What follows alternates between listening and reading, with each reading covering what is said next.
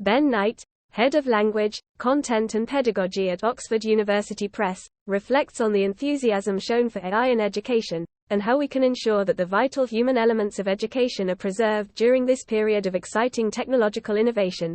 Educators' optimism and concerns in the era of AI in education. A surprising aspect of the explosion of interest around AI in education is the enthusiasm from educators themselves.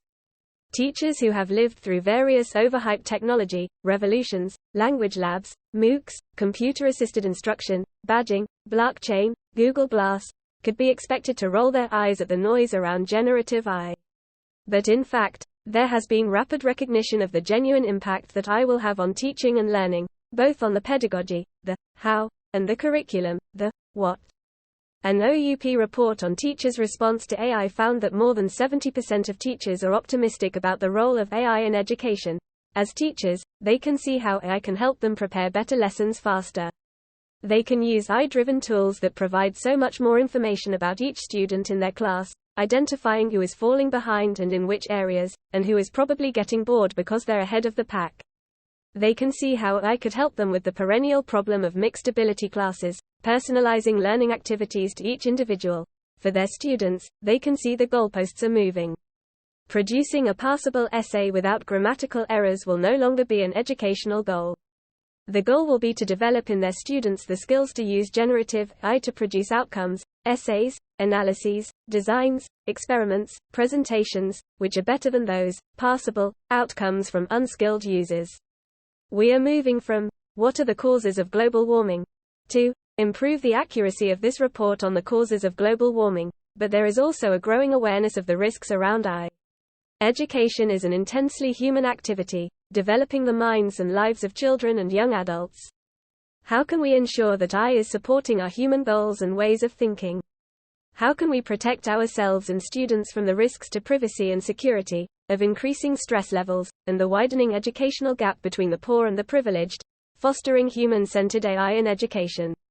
A human-centered AI, HCAI, approach aims to address these concerns.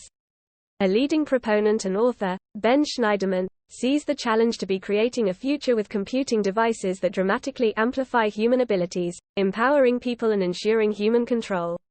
HCAI requires clarity about human needs and human control. We can start by thinking about where educators currently struggle to meet needs and where AI could help. A few examples might include help with managing a class with mixed abilities and interests, tailoring classroom activities to make them more relevant to their students, and giving instant personalized feedback to students on their assignments. Some necessary administration tasks are very doable but take up valuable time which could be better spent on teaching, meaning that I could assist with attendance checks, sending reminders to students when homework is due, and creating reports for parents, managers, and students. The other dimension to HCAI is human control. Shneiderman argues that we are misled by journalistic and sci-fi tropes into seeing AI as autonomous intelligent agents. While this is not completely baseless, it doesn't reflect the reality of AI in most cases. We should instead see AI as a supertool, something humans have designed to meet our needs, and under our control.